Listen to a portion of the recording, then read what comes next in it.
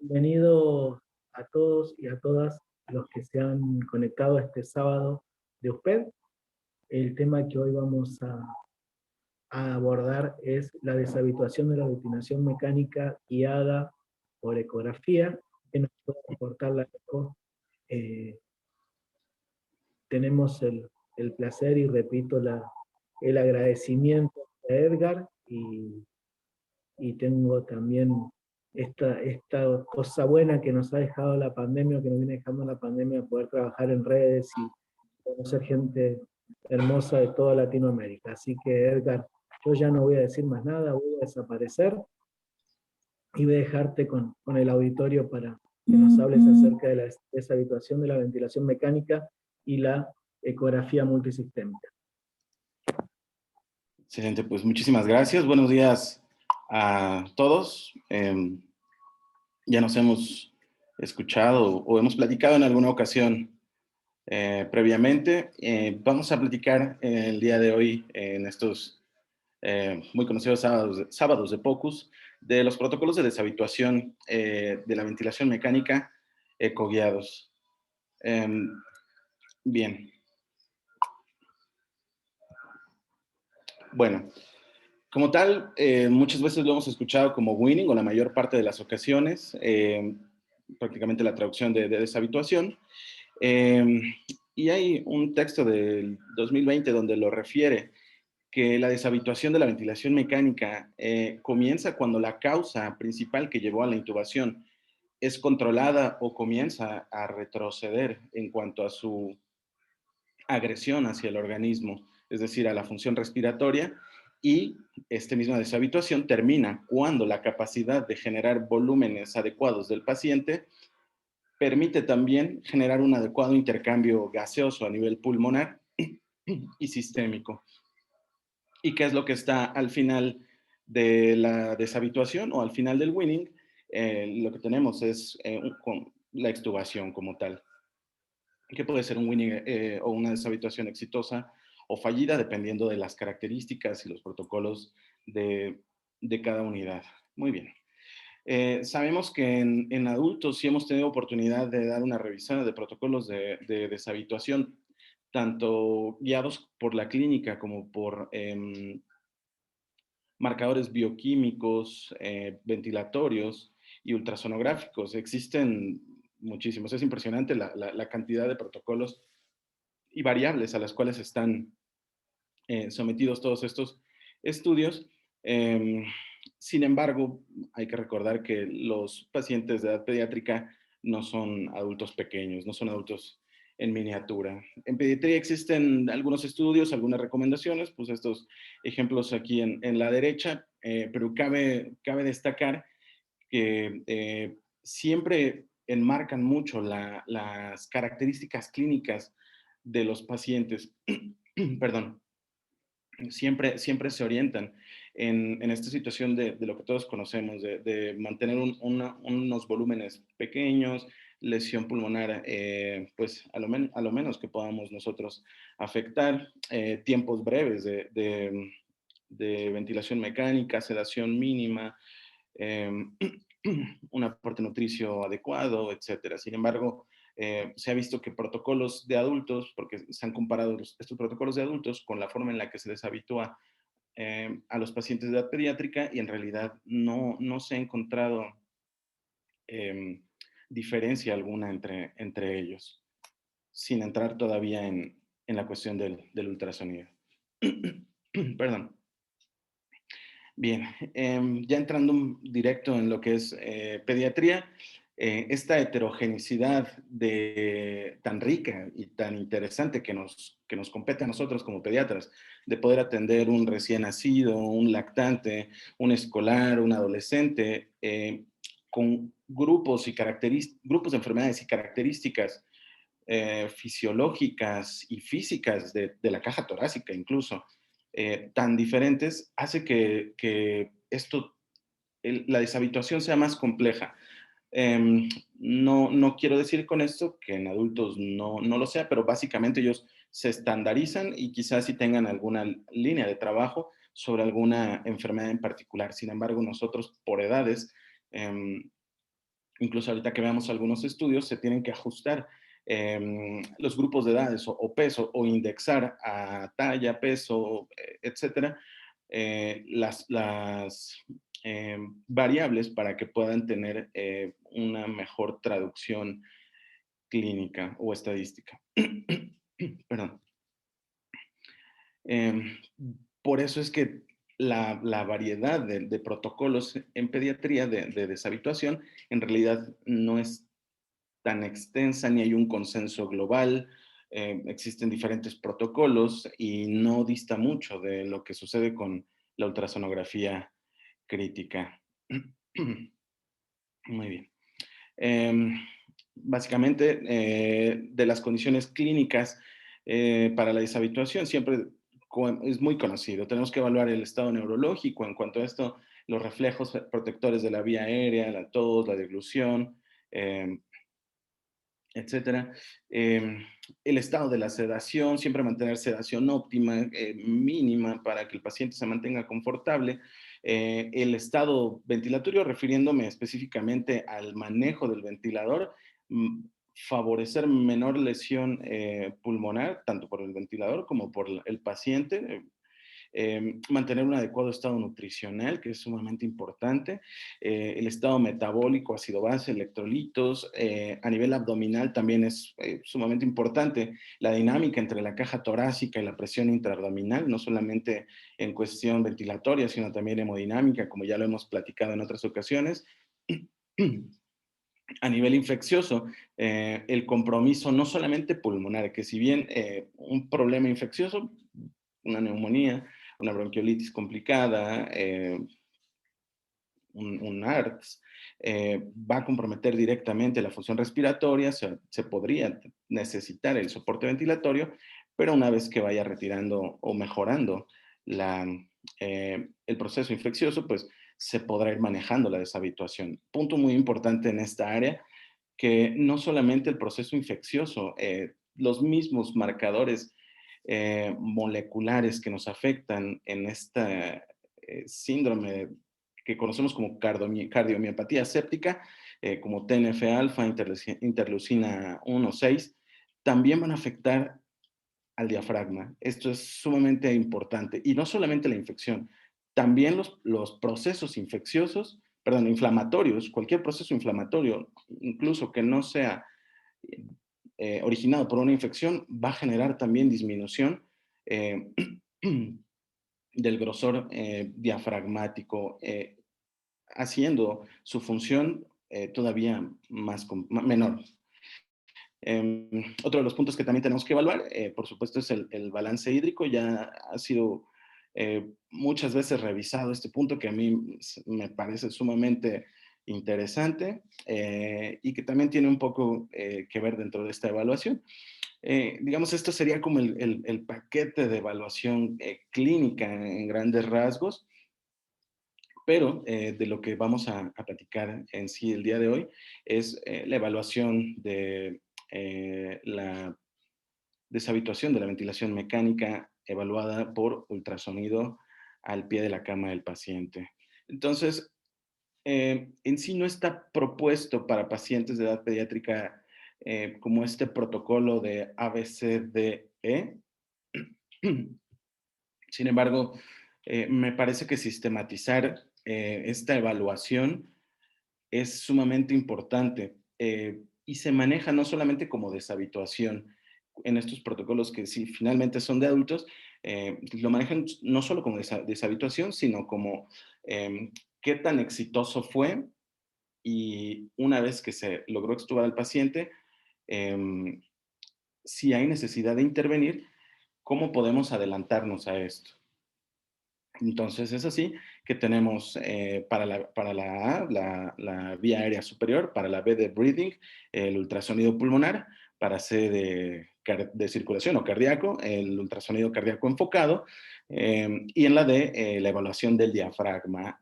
Hay algunos estudios en pacientes de edad pediátrica en donde colocan la E como extrapulmonar o extradiafragmáticos grupos musculares y se refieren a la pared, a los músculos de la pared abdominal.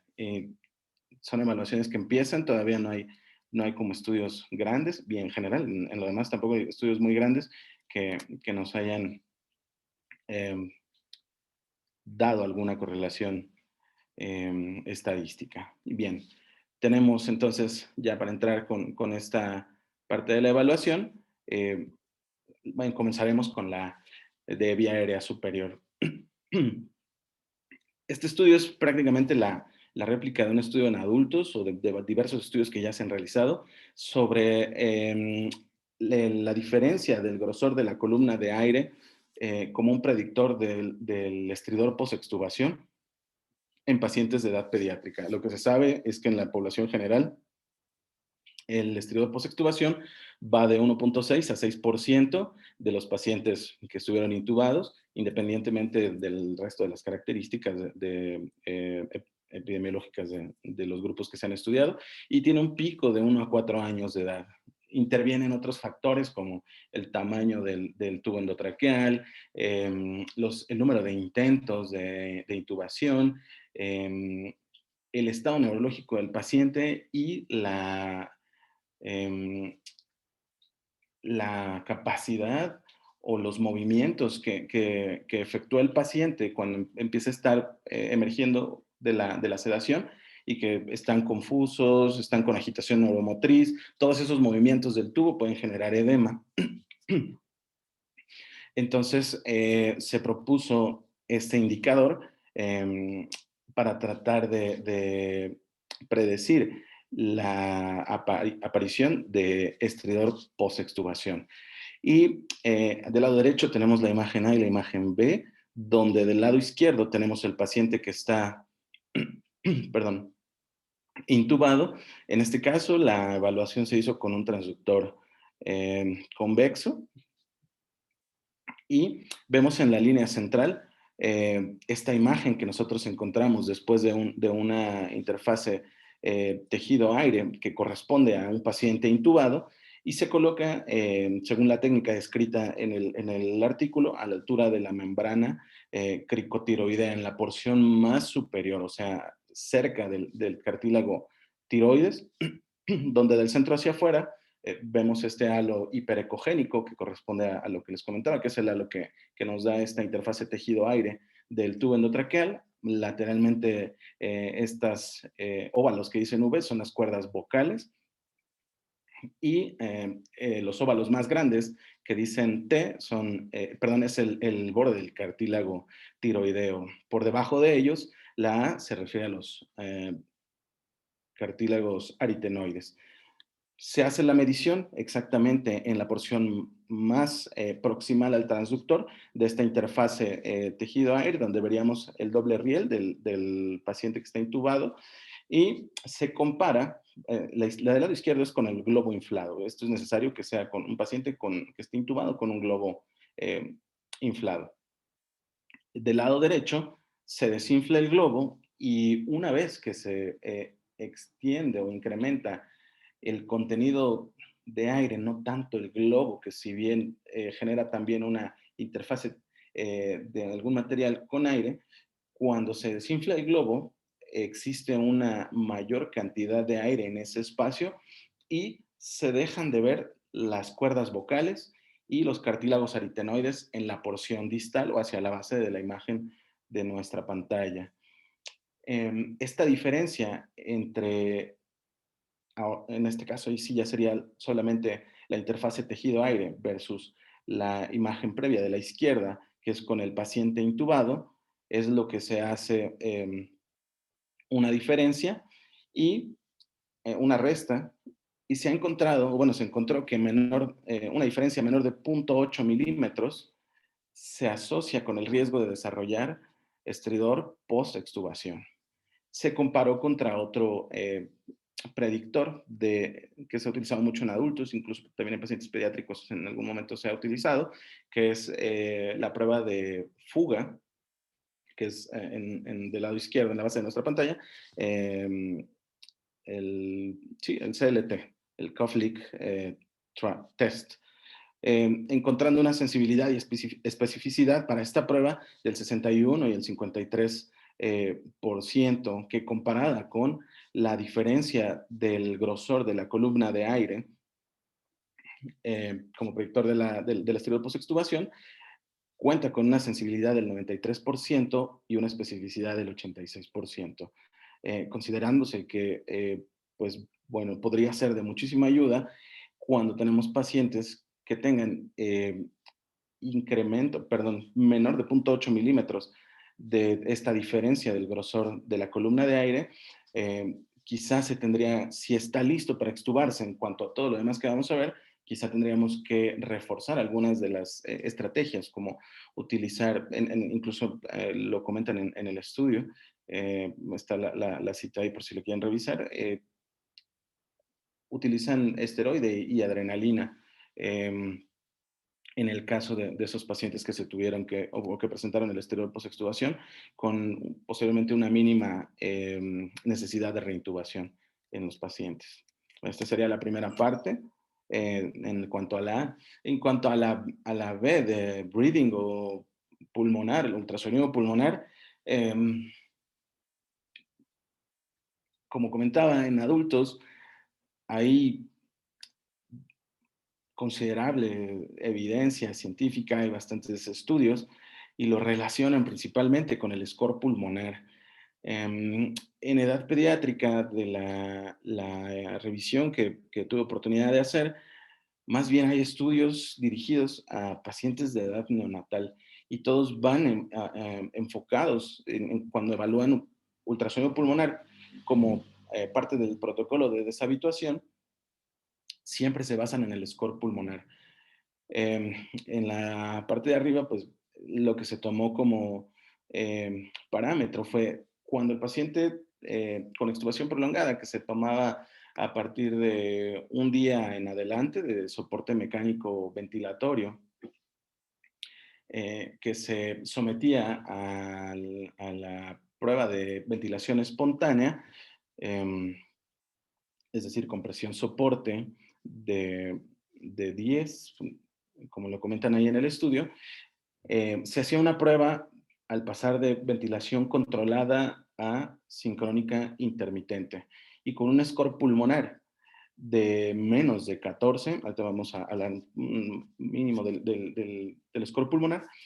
Cuando tenemos un valor menor de 14 o un puntaje menor de 14, tenemos una probabilidad o una sensibilidad del 85% y especificidad del 100% de que nuestro paciente vaya a adaptarse de manera adecuada hacia esta nueva modalidad ventilatoria, que es la sincrónica intermitente. Y está una segunda parte donde se compara de la ventilación sincrónica intermitente hacia la extubación, y aquí el puntaje que dio el éxito de la deshabituación, es decir, que fue como un predictor positivo, favorable, es un score pulmonar de menos de 6, y con una sensibilidad del 87.5% y especificidad del 100%. En el segundo estudio solamente se hizo la comparación de la prueba de respiración espontánea, preextubación, para la cual fue exitoso con un puntaje pulmonar, un score pulmonar menor de 4, con la sensibilidad y especificidad comentada ahí, y en el postextubación con un score pulmonar menor de 6. ¿A qué nos referimos cuando hablamos de este score pulmonar? Es esta imagen de la derecha. Nosotros vamos a hacer la evaluación desde un patrón aireado o un patrón A, que es un patrón pulmonar normal, que nos da 0 puntos, continuando con el siguiente patrón que nos da un punto donde hay una pérdida moderada o leve del patrón aireado, y con la evidencia de algunas líneas B. Lo que se dice es que con alrededor de 7 milímetros de separación, y puede haber algunas coalescentes, pero en sí no es una banda como en el punto o como en la escala de que nos da 2 puntos, que es la tercera de arriba hacia abajo, donde sí hay pérdida ya más importante de la aireación, y lo que vemos son múltiples líneas B coalescentes. Incluso se ven franjas blancas, un patrón de pulmón blanco, y como el punto más alto de este score pulmonar, lo que tenemos es la consolidación, que es la pérdida completa de la aireación. Y aquí lo que vemos, pues, es ya el tejido pulmonar, que normalmente por lo regular no lo vemos, solamente vemos los artefactos como la línea pleural, líneas A y las líneas B. En este caso, ya lo que vemos es el tejido pulmonar, o como se comenta a veces, la hepatización del tejido. Em, Estos puntajes se van a hacer, o bueno, esta escala se va a aplicar en 12 puntos, 6 del lado izquierdo del tórax, anteriores y posteriores, y 6 del lado derecho, anteriores y posteriores, 3 y 3.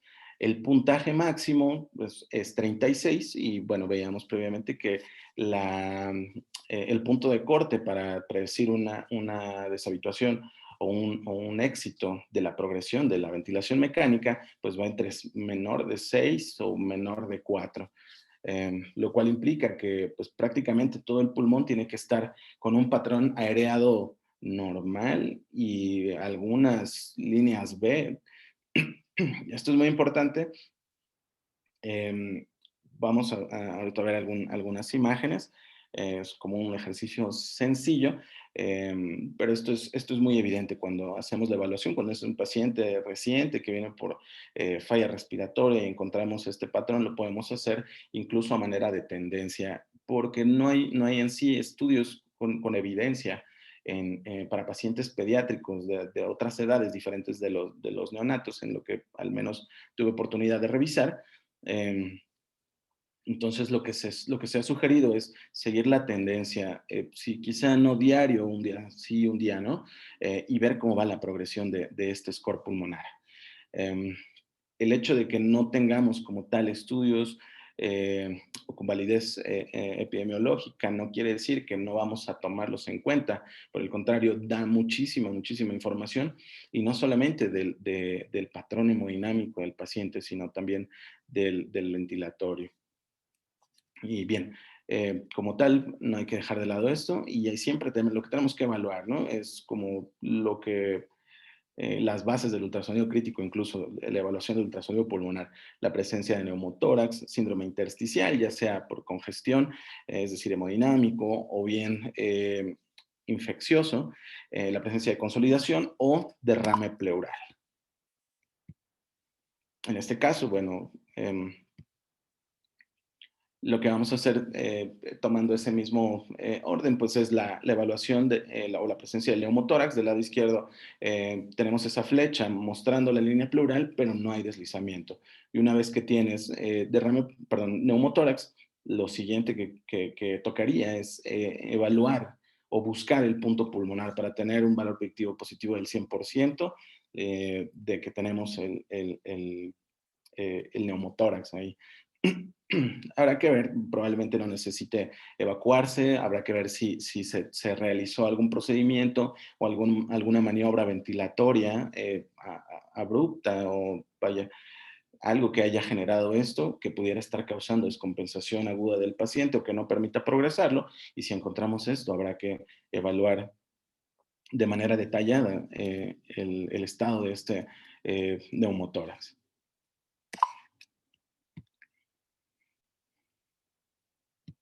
Bien, ahora, en cuanto a, lo comentan en varios artículos, como la evaluación del pulmón. ¿Tenemos un pulmón seco o un pulmón húmedo?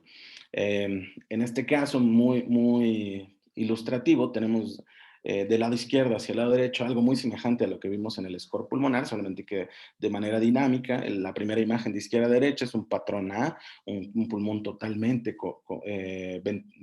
aereado. En la imagen del medio tenemos algunas líneas B en este cuadrante que se decidió explorar. No son coalescentes, y en la tercera imagen tenemos una imagen de líneas B ya confluentes que incluso hacen una banda bastante importante. El patrón deseado sin duda sería el de hasta la izquierda para hacer la progresión de la extubación.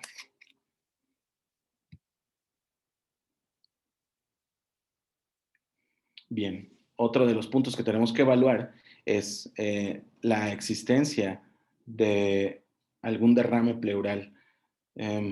Podrá existir algunos derrames pleurales que no generen compromiso respiratorio, que simplemente estén presentes y el paciente, una vez que se somete a la prueba de respiración espontánea, no generen estos cambios clínicos que nosotros conocemos, taquicardia, desaturación, diaforesis, ansiedad, etcétera.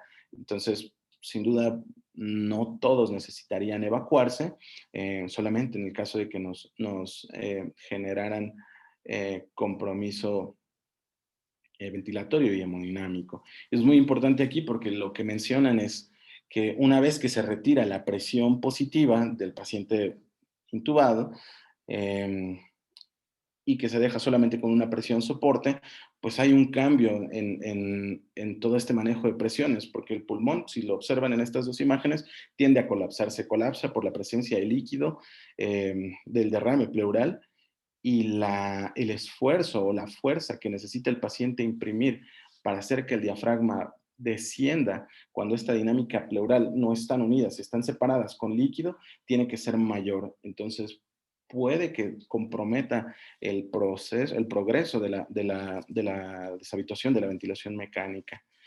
Muy importante también del lado izquierdo, en esta imagen, tenemos estos puntos hiperecogénicos que aparecen y desaparecen. Si se dan cuenta, cuando tenemos el signo de la medusa y después un arco que es el diafragma y también tenemos del lado derecho líquido de ascitis. Regresando a este punto del pulmón que está colapsado y se ve como una cuña. Cuando el diafragma desciende, se ven estos puntos hipercogénicos, bueno, eso corresponde a broncograma aerodinámico y aparecen cada vez que se insuflan algunos bronquiolos y se genera esta interfase tejido-aire, como cualquiera de las otras que conocemos en la evaluación de la vía aérea o en la evaluación del ultrasonido pulmonar. Del lado derecho, pues simplemente si tenemos le tomamos un poquito de atención, se ve alguna imagen hiperecogénica ahí como signo del plancton. Y del lado derecho también se puede alcanzar a ver, que vamos a platicar más a fondo de ello, una imagen de trilaminar, que son dos imágenes o dos líneas hiperecogénicas que tienen una forma de arco que corresponde la superior a la pleura parietal, la inferior al peritoneo y la línea hipoecogénica que va en medio corresponde al diafragma. Bien. Habrá que evaluar siempre la condición de los derrames. Este es un derrame que parece mayor, es un derrame complejo, tiene todas estas imágenes hiperecogénicas que parecen como redes, que pues hablan de que este derrame está septado. Entonces, dependiendo una vez que individualicemos a cada paciente, habrá que ver si se necesita evaluar el origen de este problema y drenar o no el, el, este, el derrame pleural, perdón. Bien. Ahora, en cuanto al patrón de las consolidaciones, hay que ver, como les decía, una evaluación continua, que esa es una de las ventajas que tenemos que agradecer al POCUS y que nos permite hacer esta evaluación seriada. Del lado izquierdo, como podemos ver, es un ultrasonido pulmonar donde el patrón es de un pulmón blanco, es un pulmón totalmente congestivo y tiene algunas lesiones subpleurales del lado derecho que corresponden a algunas consolidaciones. Y del lado derecho, pues ya lo tenemos un poco más ilustrativo con esta lesión subpleural que corresponde a una consolidación y tiene este reforzamiento posterior que nos da estas imágenes. Entonces, si tenemos un patrón como el de la izquierda y después uno de la derecha y empezamos a ver que cada vez hay disminución de estas lesiones pleurales, que posteriormente tenemos algunas líneas B confluentes, luego líneas líneas B aisladas, y después un patrón A, pues quiere decir que nuestro paciente ha ido evolucionando favorablemente. Pero si nosotros vemos que no hay una adecuada progresión, que en lugar de ir hacia adelante, tenemos más lesiones subpleurales o consolidaciones en más puntos de los cuadrantes que evaluamos, habrá que reconsiderar el manejo o bien, como se describe en otros protocolos, si nuestra estrategia ventilatoria es la adecuada en el sentido de la administración o del reclutamiento pulmonar, que podemos también evaluar de alguna manera a través del ultrasonido pulmonar. Bien, pues eso es en cuanto a la evaluación pulmonar. En cuanto a la evaluación cardíaca para pacientes adultos, nuevamente lo tengo que comentar, hay un mundo de registros, de estudios, y esta parte, esta lámina es obtenida de una revisión de medicina crítica de adultos finalmente. Sin embargo, lo que está escrito cuando hay falla la progresión de la ventilación mecánica es que lo primero que se encuentra, tanto en pacientes adultos como en pacientes de edad pediátrica, es falla ventricular izquierda. Siempre lo mencionan primero como la falla diastólica, porque esto va a generar congestión hacia atrás, es decir, congestión pulmonar, aparición de líneas B y retroceso en el score pulmonar. Vaya, lo que acabamos de comentar. Entonces, no solamente ver la función diastólica, sino también la función sistólica. Y es muy interesante cómo lo enmarcan aquí. Y siempre cuando vamos comenzando, cuando hemos tenido oportunidad de hacerlo, o como cuando estamos dando la instrucción con nuestros residentes, siempre lo que sugerimos es comenzar obteniendo una buena ventana bidimensional y hacer el eyeballing, ¿verdad? Solamente la evaluación visual. Sabemos las características que debe de tener el ventrículo izquierdo en un parasternal, en un eje parasternal largo y corto. En este caso, en el primero está el corto, tiene una forma circular, que en la contracción la pared del ventrículo se debe de engrosar. El septum debe de estar en este mismo sentido, redondeado, siguiendo esta misma armonía del ventrículo que es circular, sin desplazamiento del septum. Y en la imagen de la derecha, pues ahí podemos evaluar la diferencia de volúmenes entre el ventrículo izquierdo en el parasternal eje largo contra el ventrículo derecho, que es más o menos como 2:1. Y siempre es importante ver la progresión, como comentaba, lo que se ha propuesto en pacientes finalmente adultos, pero no hay evidencia para pediatría, es que se haga una evaluación de este tipo previo a la prueba de ventilación espontánea, es decir, someterlo a presión soporte ajustada para el perfil del paciente con un PEP de 5, FIO2 de 40 o menos del 60%, y ver los cambios que se generan. Si empieza a haber cambios en cuanto al volumen ventricular, alteraciones visuales meramente, habrá que mejorar la asistencia del paciente, tanto en soporte inotrópico como disminución de la poscarga, ya sea aplicando diuréticos o optimizando la poscarga. Bien, del lado derecho, en cuanto a la evaluación de la avanzada de la ultrasonografía cardíaca enfocada, lo que vamos a hacer es prácticamente ver la función diastólica en cuanto al reconocimiento del patrón de las curvas EA, que nos hablan de la complianza del ventrículo, y evaluar también la fracción de eyección del ventrículo izquierdo. Esto, digamos, en términos más sencillos, hay evaluaciones mucho más detalladas, el diferencial o la razón de las curvas de la E y la E', y todo lo que se evalúa sobre diastología. Entonces, aquí, pues a manera de un recordatorio, como una pequeña muestra de esto que estábamos platicando, pues vemos en esta imagen em, que no estábamos insonando al general Emiliano Zapata.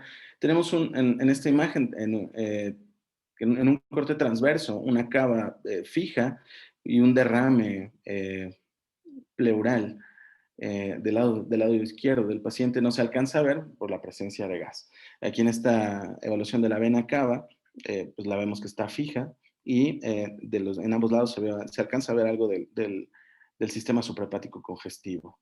Entonces, pues eso llama bastante la atención. Este paciente estaba sobrecargado de volumen y en la parte de abajo también estaba séptico. Podemos ver que esta relación entre el ventrículo izquierdo, que es este que está a la derecha, y el ventrículo derecho, que está a la izquierda de esta lámina, cambia en comparación del ejemplo que vamos a ver en la siguiente eh, diapositiva. Vemos que regularmente el ventrículo derecho debe tener en el parasternal eje corto una imagen muy pequeña, triangular, que apenas se pueda ver. Y en este caso se ve pues entre el 50 al 60% del volumen del ventrículo izquierdo. Muy importante, también este ventrículo izquierdo, espero que no les esté llegando con delay la imagen, pero se ve que cuando hace la dilatación se queda abierto, incluso se distiende más y después se contrae. Se distiende, o sea, se distiende más y después vuelve a contraerse. Entonces, pues habla de este problema de disfunción diastólica, solamente en la evaluación visual. También otro punto muy importante aquí es el septum. Si lo pueden ver, no conserva esta relación de una imagen redondeada, sino que está desplazado hacia el lado, o sea, de derecha a izquierda, el ventrículo derecho, por el incremento del volumen, está empujándolo hacia el lado izquierdo. Esto, bueno, es conocido que disminuye el volumen de eyección, puede afectar la circulación coronaria, incrementando la falla cardíaca. Y bueno, vamos a ver un diagrama más adelante sobre esto también. Y bueno, tenemos este otro ejemplo donde la contracción en el eje corto es más armónica, no vemos esta dilatación abrupta o exagerada. El septum interventricular mantiene esta relación circular de todo el ventrículo y el ventrículo derecho tiene esta forma pequeña y bueno, aquí no se ve como muy triangular o piramidal, pero bueno, es pequeño, ¿verdad? No es como el otro que teníamos prácticamente el 50 al 60% del volumen.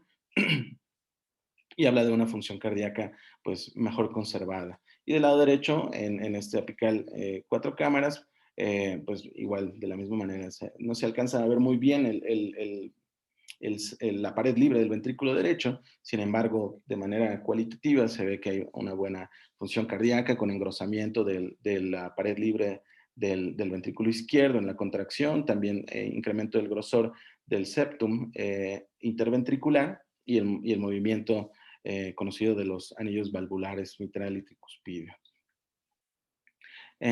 Esta es una de las láminas que igual me parecieron muy interesantes en cuanto a los protocolos de evaluación cardíaca para la deshabituación de la ventilación mecánica en adultos. Esto no está totalmente descrito en pacientes de edad pediátrica. Sin embargo, me parece muy interesante porque finalmente la fisiología sí se acercará a esto que vamos a ver. Esto es en un plano general, digamos, la ventilación mecánica espontánea o la prueba de ventilación espontánea va a ser afectación, ya sea mecánica o espontánea, en la presión intratorácica, incrementándola o disminuyéndola, y en el volumen alveolar también. Se sabe que los grandes vasos y el corazón están encerrados en la caja torácica y toda esta dinámica de un cambio de una presión positiva a una presión negativa va a tener alteraciones en estos parámetros que son exactamente los mismos que están del lado izquierdo. Entonces, aquí los tenemos como una vez que se hace la evaluación de la prueba de respiración espontánea, hay un cambio. En lugar de tener una presión positiva que nos da esta insuflación pulmonar, se lleva a cabo una respiración espontánea por el paciente y cambia la presión a una presión negativa. Con esto, lo tenemos aquí descrito, que hay un incremento de la poscarga del ventrículo derecho, hay un incremento también en el retorno venoso, que va a generar también un incremento de la precarga y esta sobrecarga, o perdón, este incremento de la poscarga del ventrículo izquierdo incrementa el tono adrenérgico y va a generar igual incremento del retorno venoso, incremento de la resistencia vascular pulmonar y con otros factores puede llegar también a generar isquemia miocárdica. Al final de todo este diagrama que pueden revisar en la bibliografía que está aquí expuesta, es ya de llamar mucho la atención que prácticamente todo recae en el incremento de la presión diastólica y de las presiones de llenado del ventrículo izquierdo. Y de ahí, pues bueno, sabemos qué es lo que va a pasar. Hay congestión hacia atrás, edema pulmonar y falla de la progresión de la ventilación mecánica. Bien. En cuanto al diafragma, el penúltimo de los puntos que se han descrito, sabemos que es el principal músculo respiratorio. No es el único que se evalúa por ultrasonografía crítica. Se evalúan también los músculos recto abdominal, el oblicuo interno, externo y el transverso del abdomen en protocolos más recientes en adultos, y hay alguna tentativa de estudio en niños que tienen una muestra muy pequeña todavía, pero suena bastante interesante. Lo puedo compartir ese más adelante en el grupo para que se haga la revisión, quien guste. Pues bueno, me llama mucho la atención. Em, porque esto favorece la expiración finalmente, los músculos de la cavidad abdominal o de la pared abdominal, perdón. En fin, el diafragma sabemos que es un músculo que participa totalmente en la respiración. Sin embargo, va a haber algunos factores, que ya los había comentado, que van a causar su atrofia, como cual la ventilación mecánica, como tal, al iniciar la ventilación mecánica dentro de las primeras 6 a 8 horas, se ve que hay disminución del grosor del mismo. Después del primer día hay una disminución de su grosor variable de entre el 38 al 45%, solamente dentro del primer día. Vamos a ver un estudio más adelante que me pareció muy interesante. Y bueno, el uso de medicamentos relajantes también van a disminuir la capacidad contráctil de este músculo al tenerlo relajado y evitar que se contraiga. Las asincronías también van a producir lesión diafragmática, la sepsis, la inflamación, en todos estos factores. Hay incremento del estrés oxidativo, liberación de radicales libres, disminución de la contractilidad por estos marcadores que comentaba, TNF-alfa, interleucina 1, interleucina 6. Vaya, es una mecánica sumamente compleja, muy interesante, muy bonita de revisar. También tenemos que saber que bueno, otros factores como la nutrición pueden ayudarnos a mantener, a preservar, o en caso de que no sea el mejor manejo nutricional que tenemos, a disminuir la masa muscular. Es bien importante que sepamos que de la ventilación mecánica, regresando al punto previo, cualquier modalidad de ventilación mecánica se ha relacionado con disminución de la masa muscular diafragmática, ¿verdad? Se han hecho estudios de ventilación asistida por estímulo neurológico del NAVA contra SIMB, contra presión soporte. Prácticamente todos generan esta disminución de la masa muscular diafragmática. Sin embargo, pues el modo asisto controlado es de los que más se ha documentado que generan esta disminución de la masa diafragmática.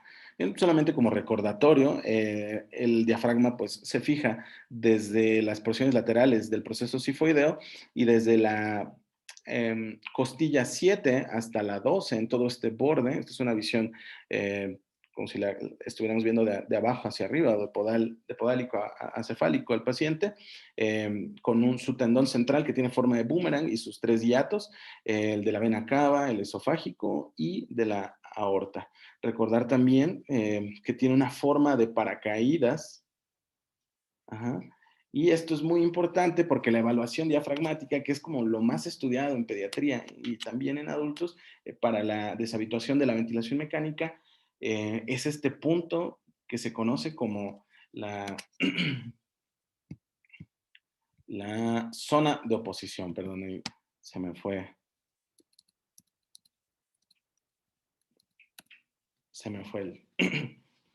el nombrecillo. La zona de oposición, que es toda esta área, ahorita vamos a revisarlo un poquito mejor y va a ser ahí donde vamos a hacer algunas evaluaciones ultrasonográficas. Bien, entonces en adultos lo que hacemos, se habla de disfunción diafragmática, evaluar la disfunción diafragmática en este contexto de evaluar la progresión o la deshabituación de la ventilación mecánica. ¿A qué se refiere la disfunción diafragmática? A la incapacidad de tener una movilidad o contractilidad o acortamiento o disminución del engrosamiento ideales para los pacientes cuando se han sometido a ventilación mecánica. Entonces se habla de disfunción diafragmática asociada o secundaria a la ventilación mecánica. En pacientes de edad adulta tenemos estos 5 o 6 parámetros de evaluación, que es el índice de excursión diafragmática, el engrosamiento diafragmático, la fracción de acortamiento diafragmático, la sincronía diafragmática y la fracción de acortamiento como cociente del índice de respiración superficial o el índice de Tobin y Yang, o bien como slope comparado con la velocidad de la contracción, que son parámetros más recientemente mencionados.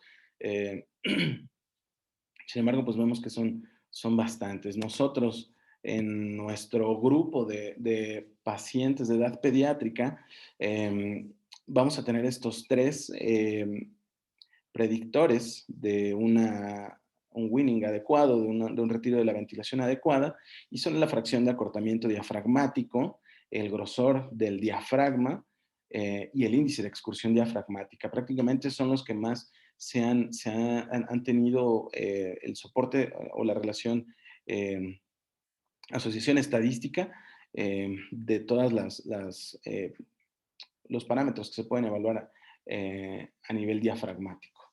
Se sabe, en el caso de los pacientes de edad pediátrica, que la disfunción diafragmática asociada a ventilación mecánica es bastante, que es alrededor del 60 al 80% de los pacientes intubados con más de un día de ventilación mecánica. Uno pensaría que quizá tendrían que ser, no sé, 3, 5 días, pero es sorprendente que después de un día puedan tener esta disfunción diafragmática.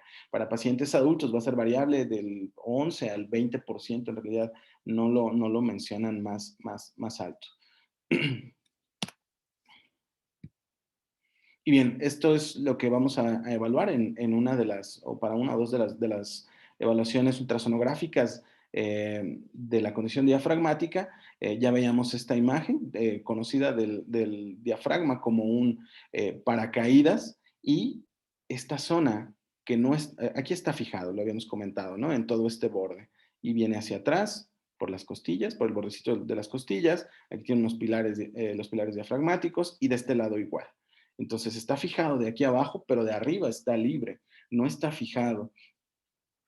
Entonces, esta porción que está en contacto con la parte interna de la caja torácica, cada vez que el paciente, en esta imagen de la derecha, inspire, esto es en inspiración, y cuando inspira, se va a contraer el diafragma, es decir, se va a cortar, se va a mover hacia la pared, perdón, hacia la cavidad abdominal, va a bajar, se va a engrosar y va a abrir la pared de la caja torácica. Una vez que inspire, se va a relajar y va a subir. Y esta zona de aposición, como pueden ver, va cambiando, se va haciendo menos. Cuando está en inspiración es más alto, y se dice que es alrededor del 30% de la pared diafragmática que está en contacto con la pared torácica, o hasta el 50%, y después en la inspiración, puede descender al 10% este contacto que hay entre la pared del diafragma o entre el diafragma y la pared torácica. Y se puede definir como el área del diafragma que no está en contacto con el pulmón, pero sí con la pared torácica. Y esto lo hemos visto, quizá no lo habíamos manejado como tal, como zona de aposición, pero es el área que evaluamos cuando hacemos FAST. Es incluso la técnica es prácticamente en los mismos espacios intercostales. Bien, aquí lo podemos ver. Tenemos estas tres imágenes ilustrativas en este esquema para ver las ventanas que podemos evaluar. Primero la evaluación intercostal con el transductor, puede ser en oblicuo, puede ser en longitudinal, con la marca hacia cefálico, siempre con un transductor de alta frecuencia, de 10 a 12 o 13 megahertz, dependiendo de la capacidad que tenga nuestro equipo. Y esto nos va a permitir discernir bastante bien estas tres láminas que ya habíamos comentado previamente, que corresponden a la pleura parietal, al peritoneo, y la franja hipoecoica de en medio es el diafragma. Entonces, ahí lo podemos ver. De ambos lados. Siempre se ha mencionado en la mayor parte de la literatura que va a ser muchísimo más sencillo medir las estructuras del lado derecho, dado que el hígado empuja al diafragma contra la pared torácica de un modo que el vaso no lo realiza, está más cerca y la medición puede ser más sencilla.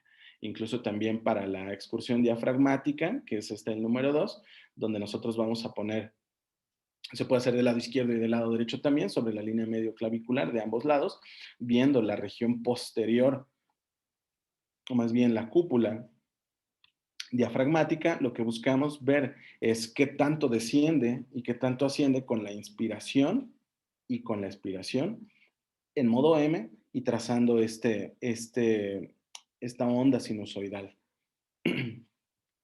Esta evaluación la vamos a hacer, a diferencia de estas otras dos, con un transductor convexo o sectorial también se puede hacer.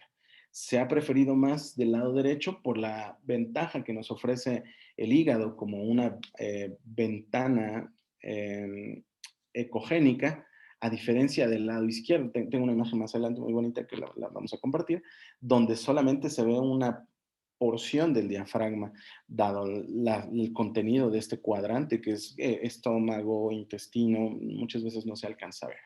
Y en esta imagen, que es prácticamente esta misma, pero en longitudinal, vamos a evaluar prácticamente lo mismo, el grosor y los cambios en la inspiración y expiración y los cambios que generan en el grosor diafragmático.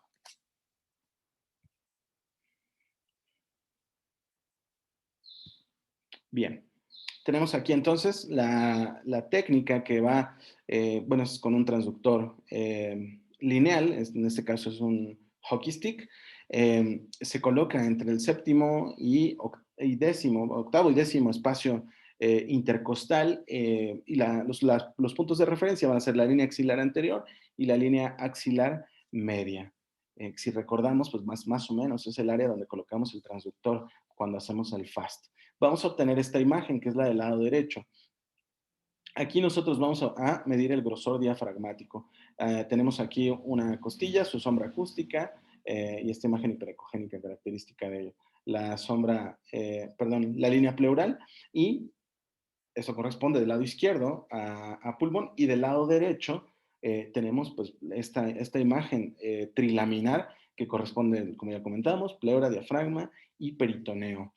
El grosor diafragmático se va a medir al final de la expiración no forzada.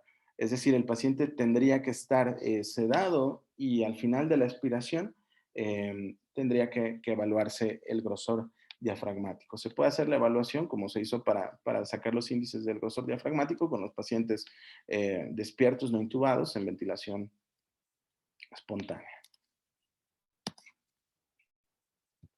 Ahora, la fracción de engrosamiento diafragmático se va a medir en esa misma región con un transductor lineal. En realidad no se tendría ni siquiera que mover de este punto.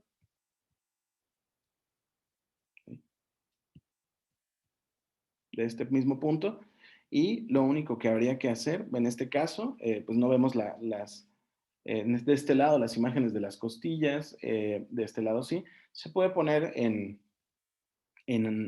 oblicuo también para librar o flanquear la imagen de la costilla. Y lo que vamos a hacer es, en modo M, a diferencia del otro que es solamente bidimensional, pero también se puede hacer en modo M, vamos a colocar el marcador sobre nuestra imagen trilaminar que corresponde al diafragma y las otras dos membranas que comentamos, y vamos a dejar que trace estas líneas que, como cualquier otro músculo, cuando se contrae, se engrosa y cuando se relaja, se alarga. Entonces aquí, esto es en la inspiración y esto es en la expiración.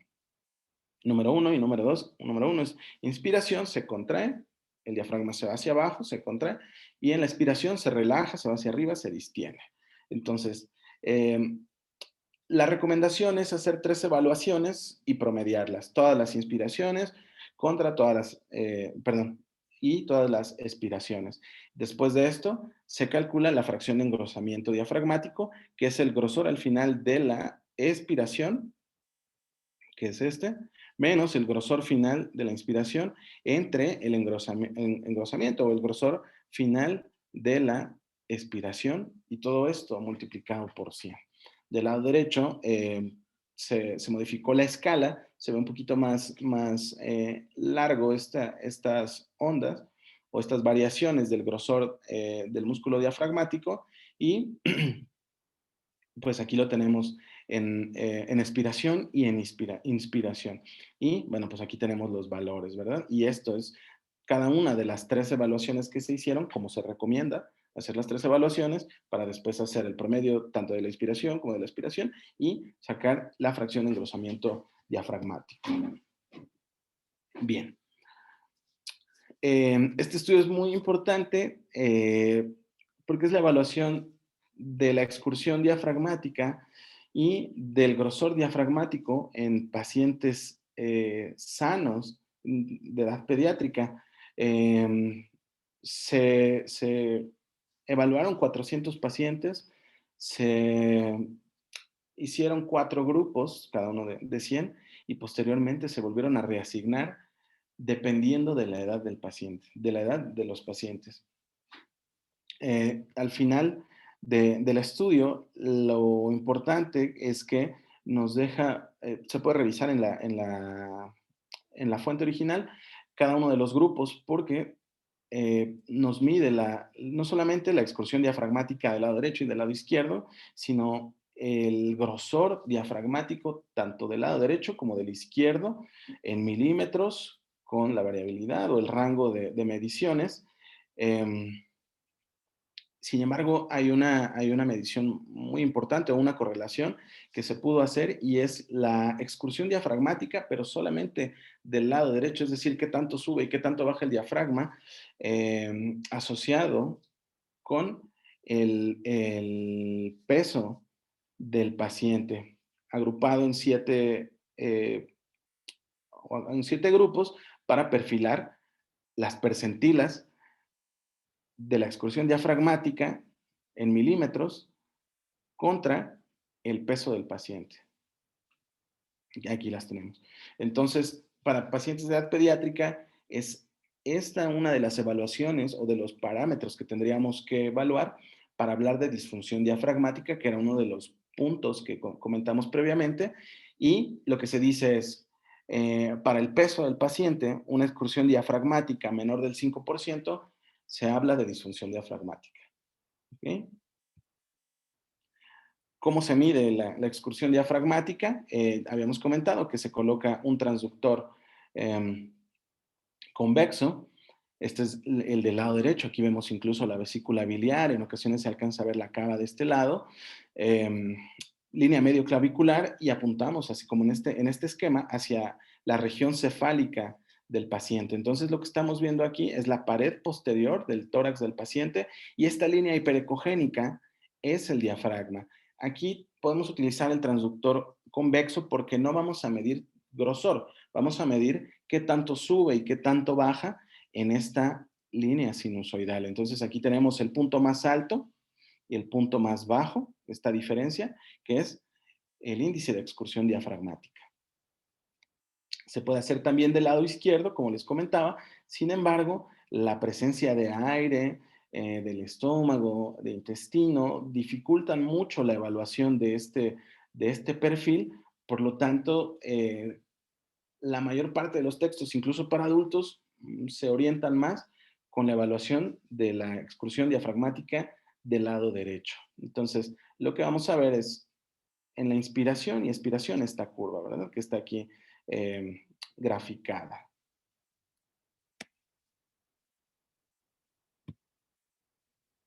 Bien, y en cuanto a estudios ya con algo de asociación estadística, tenemos este estudio donde se hicieron algunas determinaciones como el grosor inicial o el grosor diafragmático y la diferencia del engrosamiento diafragmático. Este es bien importante. Eh, bueno, fueron 31 pacientes. La mayor parte fueron pacientes de edad pediátrica con una edad de 6 meses a 11.9 años de edad. La mayoría fueron pacientes ingresados por lesión o afecciones pulmonares, posteriormente afecciones neurológicas. Y en realidad, pues como vemos, los parámetros ventilatorios iniciales en realidad no estaban nada fuera de lo convencional. Bien. En este punto me voy a ir directo a las gráficas, que aquí nos habla del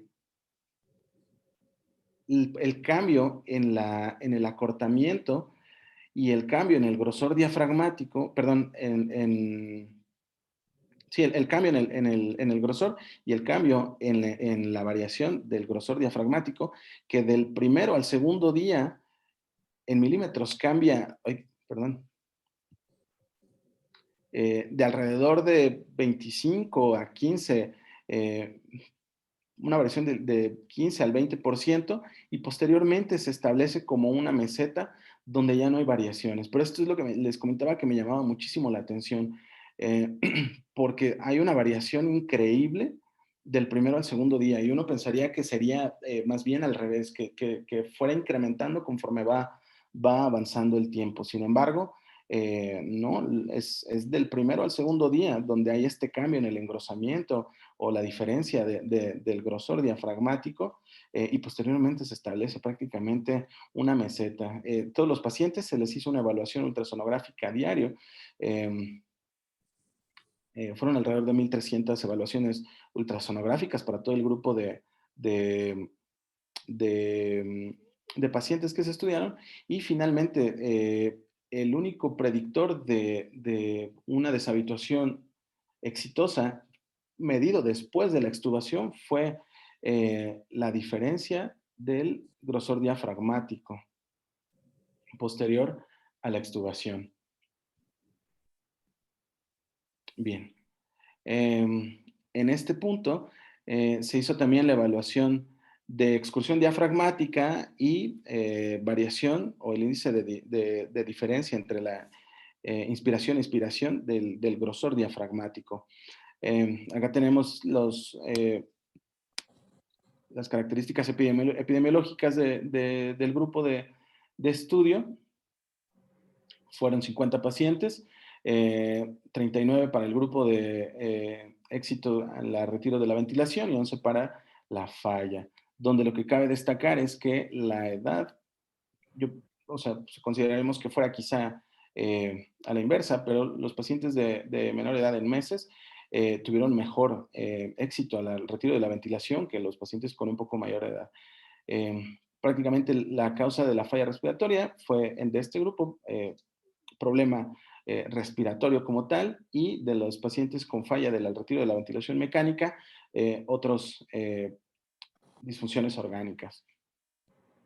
Y bueno, aquí lo que vemos también que tiene una relación importante es que los pacientes que tuvieron un éxito en el retiro de la ventilación mecánica tuvieron un menor tiempo de ventilación mecánica en comparación con los de falla a la progresión de la ventilación, y la estancia intrahospitalaria también fue mayor para aquellos pacientes que tuvieron falla a la progresión.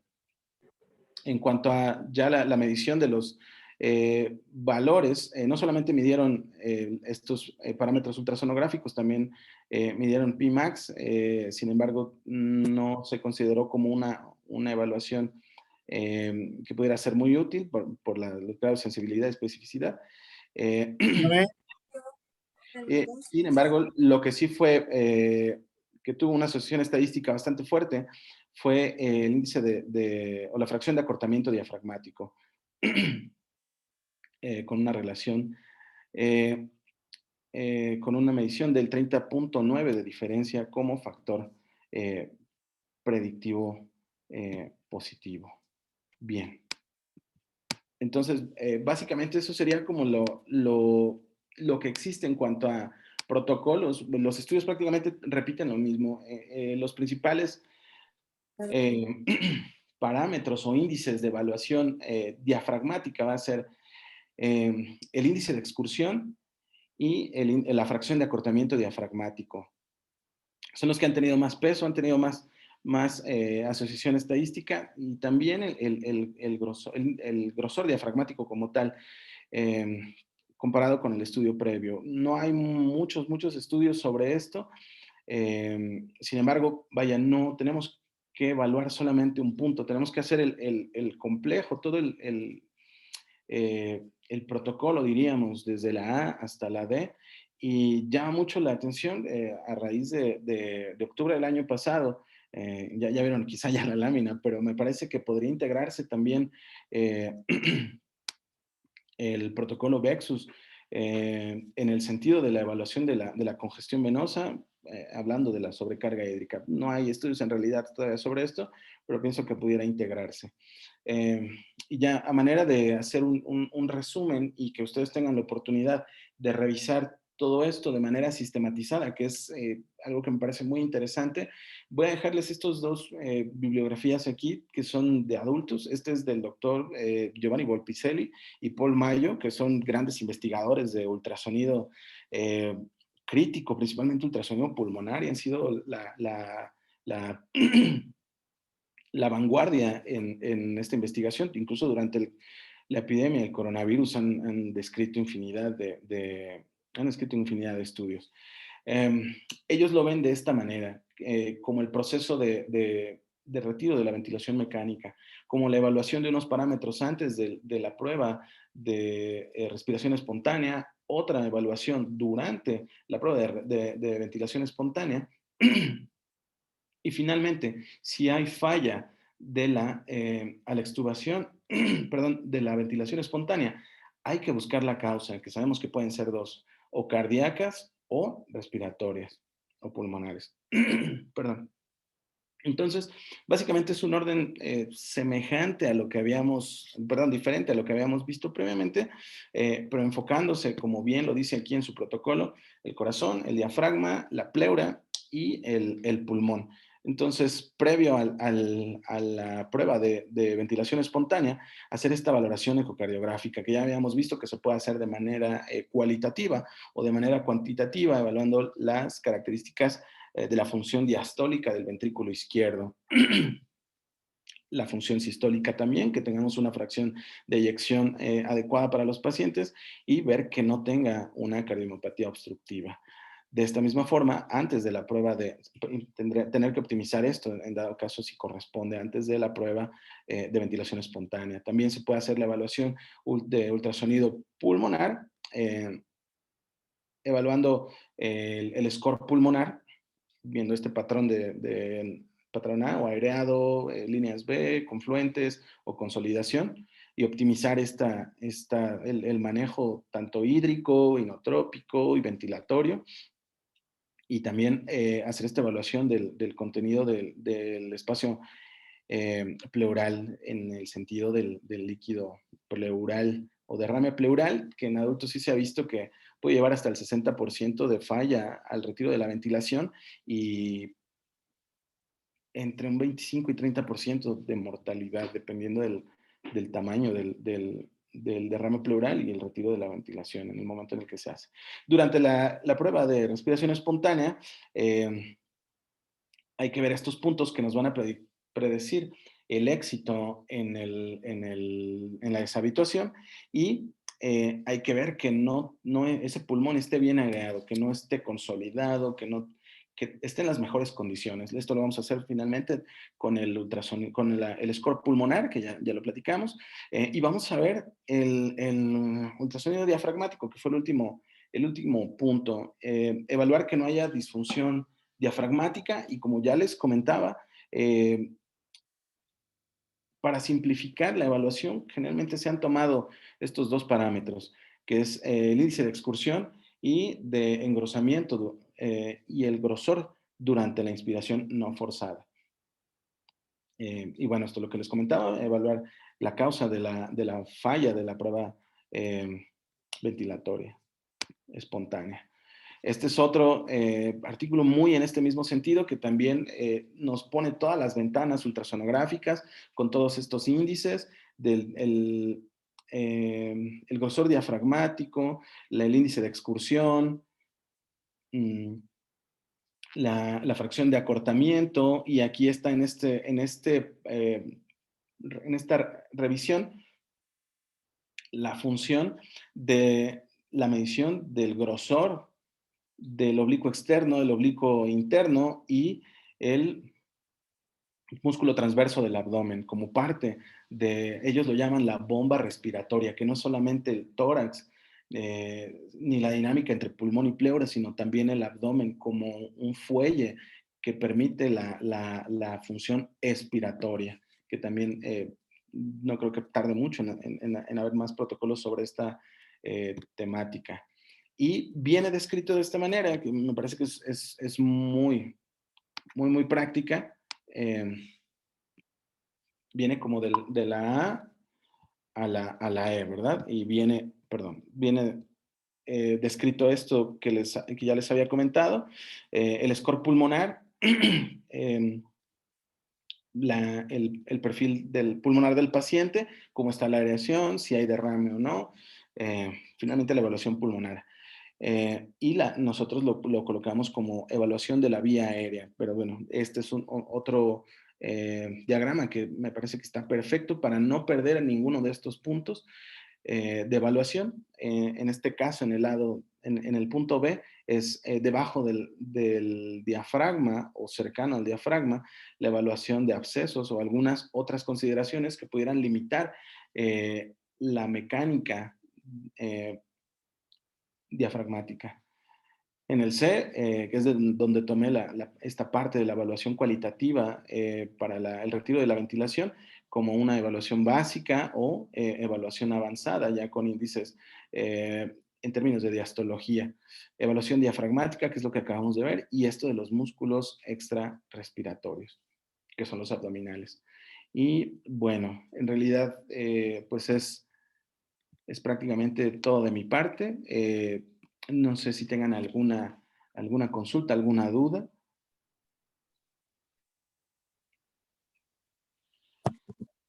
Estamos,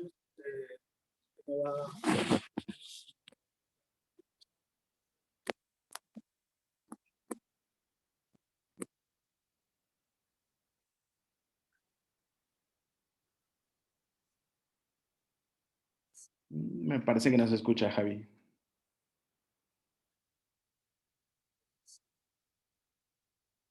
si el protocolo de desconexión tiene que ver con la causa que motivó la ventilación mecánica, o es un protocolo uniforme para todos los pacientes que están recibiendo ventilación mecánica, por lo que has leído. Perdón, pero no te escuché la primera mitad. Es que no te puedo escuchar. No, que lo que nos preguntaban recién por el chat, es acerca de si el protocolo de deshabituación ecoguiado por de la ventilación mecánica se adapta a la causa que generó el ingreso de ventilación mecánica, o es uniforme para todos los pacientes con ventilación mecánica, independientemente de la NOxa o de lo que le generó entrar a ventilación mecánica. Claro, claro, ya entiendo. Siempre hay que recordar que estamos haciendo un perfil de evaluación de ultrasonido del punto de atención. Uno de los pilares de esta evaluación, no me pueden permitir que mienta, es que tenemos que ir de la mano de la evaluación clínica. Entonces, el protocolo de deshabituación o de retiro de la ventilación mecánica va a estar perfilado a la causa que originó la intubación en el paciente y se va a tener que ir vigilando en estos puntos particulares que el paciente haya tenido afección. Si es un paciente con afección cardíaca previa, si es un paciente que tuvo muchos intentos de intubación, si es un paciente que tenía lesión pulmonar previa o que tiene afección por coronavirus, una neumonía con una gran afección tisular, pacientes con desnutrición, siempre van a necesitar que se perfile. No podemos solamente eh, asociarnos o basarnos en el estudio de la imagen. El perfil POCUS permite eso que les comentaba desde un inicio, es la evaluación clínica y el seguimiento en cuanto a la valoración ultrasonográfica, pero es siempre la correlación. No podemos quedarnos solamente con el estudio de las imágenes o todo el protocolo completo. Se hace, lo comenté que así como sistematizado para evitar perder algún punto de la evaluación, pero siempre se tiene que individualizar, por supuesto. Excelente, Edgar. No veo más preguntas en el chat, así que felicitaciones y gracias por el tiempo que te has tomado en generar este valiosísima plática, así que vamos a dejarla también en YouTube para que toda la gente la pueda ver. Te mando un abrazo inmenso y un abrazo para toda la gente de Latinoamérica que se ha juntado este sábado a la mañana para escuchar. Muchas gracias, Edgar. Que tengan un muy bonito día. Hasta luego. Adiós.